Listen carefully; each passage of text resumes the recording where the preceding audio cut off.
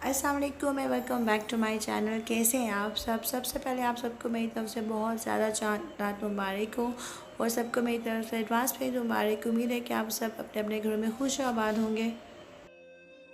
ये जो आज का व्लॉग मैं आपसे शेयर कर रही हूँ, ये लास्ट रमज़ान की अफ्तारी का व्लॉग है। तो मैंने बनाई थी पिज़्ज़ा मैक्रोनीज़। जैसे नॉर्मल मैक्रोनी होती है उसका सेम वही मेथड था, बस इसमें मैं जो सॉसेस डाली थी वो आपके सामने है। पिज़्ज़ा सॉस लिया था मैं शंग्रीला का, स्पैगेटीज़ ली थी, साथ में है मैक्रोनी का एक पैकेट। आप कोई सी मैक्रोनी यूज़ कर सकते हैं, कोई सा भी शेप यूज़ कर सकते हैं, it's all up to you. थोड़ी सी रेड चिलीज़ ली है मैंने, थोड़ा सा सॉल्ट ले लिया है।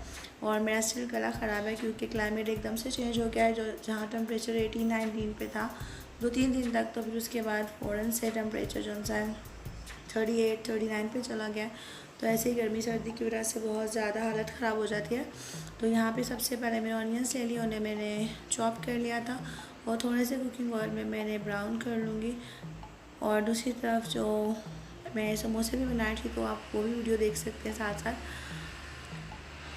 अफ्तारी में ये होता है कि जब रात रमज़ान था तो मैंने कहा कि चलें आज पिज़्ज़ा भी बनाते हैं, पिज़्ज़ा मैक्रोनीज़ भी बना लेते हैं। तो आप सब बताइए कि आप सबकी ईद की तैयारियाँ कैसी जा रही हैं। जब मैं ये वॉइस ओवर कर रही हूँ तब तो ईद का ऐलान हो चुका है, बल्कि बहुत पहले हुआ था, काफ़ी लेट हुआ है। और खैर ईद भी कैसी है, इससे पहले हमने कभी ऐसी ईद नहीं देखी जहाँ पे बस खामोशी ही खामोशी है, उदासी ही उदासी है। और रमज़ान के जाने का दुख अपनी जगह, इसके अलावा जो PI एयरक्राफ्ट के साथ हुआ उसमें देख के बहुत बहुत दुख हुआ। कितने ही लोगों के प्यारे जो उनसे बिछड़ गए। ईद तो मिलन का दिन होता है जब सब अपने अपनों से मिलते हैं, परदेसी अपने घरों में आते हैं, बट वो देख के बस यही फील हुआ कि ज़िंदगी बहुत ही बेवफा है। तो बस जब तक हैं अपनों के साथ उनका ख्याल रखें, मोहब्बत बांटें, प्यार बांटें और नफ़रत से दूर रहें। तो जैसे मैं नॉर्मल मैक्रोनी बनाती हूँ उसका सेम वही मेथड है। जिंजर गार्लिक पेस्ट डाला था मैंने ऑनियन के साथ, जब वो ब्राउन हो गया तो उसके बाद चिकन ऐड कर दिया। चिकन ऐड करने के बाद मैंने यहाँ पे टोमेटोज़ ऐड कर लिया, red chili and salt add कर इसको पका लूँगी, भून लूँगी और फिर जो सॉसेज हैं वो डालूँगी। केचप मैंने ले लिया, आप देखिए। अब इसमें शंग्रीला का जो पिज़्ज़ा सॉस है वो ले लूँगी, लाइक हाफ़ कप लिया है मैंने। और उतना ही केचप भी लिया। और जो चिली सॉस है आप अकॉर्डिंग टू टेस्ट ले सकते हैं, जितना आपको पसंद हो आप उतना डाल सकते हैं। तो मेरे बच्चों को पास्ता या मैक्रोनीज ऐसे बहुत पसंद है, और ज़्यादा रेड चिलीज़ वगैरह डालो तो फिर बच्चे नहीं खा पाते हैं। उनका टेस्ट बर्ड्स जो से स्पाइसेस से ज़्यादा इंट्रोड्यूस नहीं हुए होते, तो मैं कम ही डालती हूँ। सोया सॉस मुझे पर्सनली पसंद नहीं है क्योंकि इसमें थोड़ा स्वीटिश टेस्ट होता है, मेरे हस्बैंड को पसंद नहीं है, इसलिए मैं बहुत कम यूज़ करती हूँ। ये 1 टेबलस्पून के बराबर है, आप चाहें तो ज़्यादा भी यूज़ कर सकते, it's all up to you. और सोया सॉस भी मैंने 1 टेबलस्पून ही लिया था। तो अभी जब चिकन हमारी थोड़ी सी डन हो जाती है तो फिर मैं डाल दूँगी बाकी स्पाइसेस। इसमें मैंने ब्लैक पेपर ऐड किया क्योंकि मुझे चिकन में ब्लैक पेपर का टेस्ट अच्छा लगता है। आप चाहें तो आप इसमें चीज़ भी ऐड कर सकते हैं एंड पर, चाहें तो शिमला मिर्च भी ऐड कर सकते हैं। मेरे पास फिनिश हो गई थी तब, तो जब तक आती तब तक मैं ये मैक्रोनीज़ बना चुकी थी। वैसे मुझे पिज़्ज़ा भी बनाना था, तो बहुत कम टाइम होता है और सब कन्फ्यूजन में थे कि पता नहीं ईद होगी या नहीं होगी, और बहुत लेट अनाउंसमेंट हुई थी। और खैर जब भी अफ्तारी हम बना थे तब तो कुछ पता नहीं था, बट न्यूज़ के मुताबिक ये था कि शायद ईद हो जाएगी, बट श्योरनेस नहीं थी। और ऐसा कभी हुआ नहीं है कि सऊदी अरब और पाकिस्तान की एक साथ हो, तो इस दफ़ा तो आई थिंक फ़र्स्ट टाइम ऐसा हुआ है, रिकॉर्ड कायम हो गया है। तो हमें यही था कि शायद कल भी रोज़ा होगा, इसलिए मैं आहिस्ता आहिस्ता लगी हुई थी। बट जब एकदम से ऐलान हुआ था कि कल ईद है तो फिर बहुत टेंशन हुई।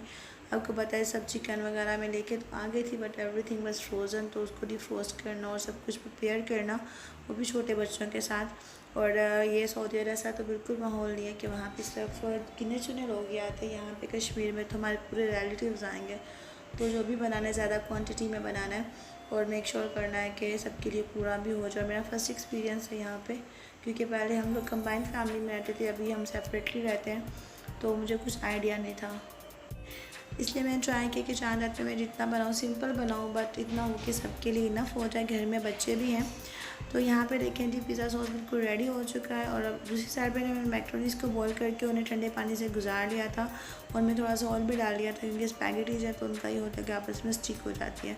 यहाँ पे मैक्रोनीज़ को ऐड करने के बाद इन्हें मिक्स कर लेंगे और इसे 5 से 10 मिनट के लिए आप मीडियम टू लो फ्लेम पे दम पे रख दें, और बहुत ही मज़ेदार सी मैक्रोनीज़ रेडी हो जाती है। बच्चों को बहुत पसंद आती है, और पिज़्ज़ा तो खैर बच्चों का होता ही फेवरेट है। क्योंकि बच्चे बाज़ दफ़ा पिज़्ज़ा से जो वेजिटेबल्स वगैरह होती है वो निकाल लेते हैं। मेरे बच्चे इनफैक्ट चीज़ भी निकाल के फेंक देते हैं, तो इसलिए उन्हें बहुत अच्छी लगती है। इस तरह से पिज़्ज़ा का टेस्ट भी रहता है और साथ में पास्ता भी खा लेते हैं। तो आप भी ट्राई कीजिएगा, मुझे बताइएगा कि आपको रेसिपी कैसी लगी। और दूसरी तरफ यहाँ पे मैंने पकौड़ों का सामान रेडी कर लिया है, क्योंकि पास्ता थोड़ा जल्दी बना लिया था, पिज़्ज़ा भी बनाना था। इसलिए मैं ये करती हूँ कि जब इस तरह की कोई चीज़ बनानी होती है तो दम में बाद में लगा लेती हूँ, तो इससे चीज़ें टाइम पे भी रेडी हो जाती हैं और गर्म भी रहती हैं। तो यहाँ पे जो मैंने डाला था पकौड़ों में, आज कैबेज ऐड कर ली थी, साथ में आप पुदीना देख रहे हैं घर का, इसलिए इसके बारीक बारीक से लीव्स होते हैं। हरी मिर्चें हैं, अजवाइन डाल दिया ऊपर मैंने, और गरम मसाले में मैं पीसे हुए गरम मसाला डालती हूँ, साबुत मसाला बिल्कुल भी नहीं डालती क्योंकि मेरे हस्बैंड नहीं खाते। और यहाँ पे मैंने नेचुरल का चाट मसाला 1 टीस्पून के बराबर डाल दिया। अनारदाना भी मैं ऐड करती हूँ समटाइम्स, और कभी कभी मैं भूल भी जाती हूँ कि इतने सारे आइटम्स आप बनाने होते हैं, तो ऑफकोर्स आप कभी कभी भूल जाते हो। तो यहाँ पे मिक्स कर लूँगी पहले इन सारे मसालों को, वेजिटेबल्स को, उसके बाद में इसमें बेसन ऐड करके रख देती हूँ। और फ्राइंग से तकरीबन 15 से 20 मिनट पहले मैं इसमें वाटर ऐड करके इसका मिक्सचर बना लेती हूँ, क्योंकि वेजिटेबल्स का अपना भी पानी होता है जो रिलीज़ करती है। तो फिर आपका बेसन अगर आपने पहले से पानी मिक्स किया हुआ हो तो बहुत ही ज़्यादा पतला हो जाता है।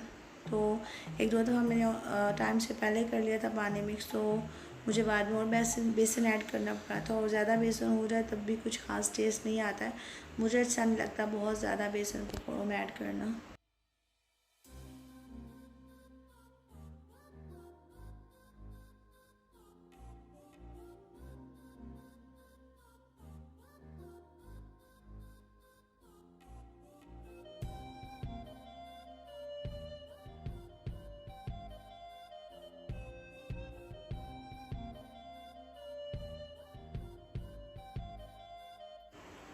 यहाँ पे बना लूँगी फ्रूट चाट, सारे फ्रूट्स को काट लिया है। खैर फ्रूट्स इतने ज़्यादा नहीं है, मैंगो है, बनाना है, और डेट्स ले लिए मैंने, रेजिन्स ले लिए, साथ में एप्पल्स हैं। तो इन सबको काट लिया, वॉश करके इनको मिक्स करके ऊपर से मैं मिल्क पैक की क्रीम ऐड कर लूँगी, थोड़ी सी शुगर। चेरीज़ भी हैं बाज़ार में, और मैंगो तो खैर हैं वो खट्टे हैं, बट फिर भी ऐड कर लेती हूँ मैं। वैसे तो नहीं खाए जाते बहुत ज़्यादा खट्टे, मिल्क शेक्स भी नहीं बनते इतने खट्टे मैंगो के। तो मैंने यहाँ पे देखिए सब चीज़ें मिक्स कर लिया है। चेरीज़ भी हैं बट वो बहुत खट्टी हैं तो मैंने नहीं डाली, वैसे भी बहुत झंझट वाला काम है। और आलमंड्स में डालना चाहती हूँ बट मेरे बच्चे नहीं खाते, वो इवन किशमिश भी बाहर निकाल लेते हैं, बट मुझे डालनी पड़ती है, मेरे हस्बैंड को अच्छी लगती है, इस वजह से। ये जो फ्रूट चाट आप देख रहे हैं, सब चीज़ों को मैं कंबाइन कर लूँगी, थोड़ी सी शुगर ऐड कर दूँगी ताकि जो मैंगो की सारनेस है ना वो थोड़ी कम हो जाए। और बस डिलीशियस सी आपकी क्रीम चाट रेडी हो जाती है। क्योंकि चाट मसाले वाली जो फ्रूट चाट होती है ना वो नहीं अच्छी लगती है मेरे हस्बैंड को बिल्कुल भी, बहुत तेज़ लगती है उन्हें। वैसे भी चाट मसाला तो हम दही भल्ले में भी ऐड करते हैं, तो इससे मैं थोड़ा डिफरेंट कर लेती हूँ। समटाइम्स इसमें आइसक्रीम भी ऐड करती हूँ मैंगो की, बट चूँकि अभी मैंगो आ चुके तो मैं डायरेक्ट मैंगो ही ऐड कर लेती हूँ। तो आई होप के घर सबके घरों में खैर फ्रूट चाट बनती है, और क्रीम चाट आई थिंक सबकी फेवरेट होती है। फिर रमज़ान में मेरी सबसे फेवरेट चीज़ जो रही है वो ये क्रीम चाट ही है। अभी मैं इसे लकड़ी के चम्मच से मिक्स कर लूँगी, इसको एक साइड पर रख दूँगी, फिर हम जाएंगे अपनी बाकी के अफ्तारी की तरफ।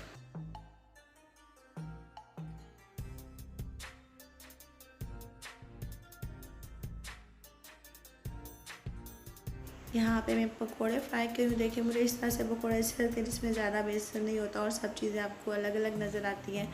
ये है जी पिज़्ज़ा सॉस लगा लिया था मैंने, इसमें जो शंग्रीला का पिज़्ज़ा था वही है, पिज़्ज़ा सॉस सॉरी। और इसमें थोड़ा सा केचप और चिली सॉस ऐड कर लिया था, थोड़ा सा सॉस ज़्यादा करने के लिए। तकरीबन 4 पिज़्ज़ाज़ मैंने बनाए थे। ऑनियन और जो बाकी वेजिटेबल्स है वो डाल लिया। चिकन को मैं थोड़ा सा तंदूरी टाइप बना लिया था, टिक्का टाइप बना लिया था, थोड़ी सी अवेलेबल थी घर में तो वही यूज़ कर ली थी। और वेजिटेबल्स तो वैसे ही बच्चों ने उतार देनी होती हैं। ये जी पिज़्ज़ा बन के रेडी हो चुका है, और मैं आपके लिए पिज़्ज़ा फिल्म करना भूल गई थी, क्योंकि हम पिज़्ज़ा खाने के बाद जो लास्ट पिज़्ज़ा बचा था फिर मुझे याद आया कि मैंने फ़िल्म भी करना है। यहाँ पे है मेरे ईद ड्रेसेस। तो सबसे पहले जो आप ब्लैक देख रही है एक नॉर्मल किसी ब्रांड का, मुझे नहीं पता, एक लोकल शॉप से लिया था मैंने। और दूसरा जो आप पर्पल देख रहे हैं ये आसिम जोफ़ा का है, जो आपने मेरी थंबनेल पे देखा होगा। जो दूसरा उसके साथ है वो भी आसिम जोफ़ा का। ये मेरे दो बहुत ही फेवरेट किस्म के ड्रेस हैं, बट ये घर में नहीं पहने जा सकते, हैवी है बहुत, इसमें शीशे लगे हुए हैं इस पर और पर्स लगे हुए हैं।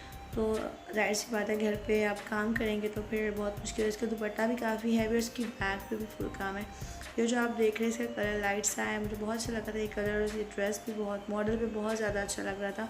बट इसकी डिटेल्स कुछ खास नहीं बनवा पाई मैं, क्योंकि लॉकडाउन की वजह से सारी चीज़ें बंद थी, तो टेलर को कुछ भी नहीं मिला था। और ये ब्लैक है, सिंपल सा है, तो मैं ईद के फर्स्ट डे यही ड्रेस वेयर करने का सोच रही हूँ, क्योंकि घर में काम भी बहुत होते हैं, तो चल जाएगा। ये वो ड्रेस है जो मैंने आपको लास्ट व्लॉग में दिखाया था, मैं लेके आई थी। इसके साथ चिकन की बहुत ही प्यारी सी शलवार, और यहाँ कश्मीर में स्पेशली चिकन की ड्रेसेस का बहुत ज़्यादा ट्रेंड है, शलवार का ख़ास तौर पे। तो जो दूसरी शर्ट पीस मैंने आपको दिखाया था ये भी रेडी हो गया है। मेरी पप्पू की बेटी है जो ड्रेस स्टिच करती हैं, ये दोनों ड्रेस उनसे मैंने स्टिच करवाए, और जो दूसरे आपने देखे हो मेरे रावलपिंडी से करवाए थे, वहाँ पे हमारे एक टेलर है उनसे। तो ये स्टिच हो के आ गई है। दोनों शर्ट्स मुझे काफ़ी लूज़ हैं, बट फिर मैं ठीक नहीं करवाई, क्योंकि गर्मियाँ है तो गर्मियों में लूज़ ड्रेसेस अच्छे लगते हैं।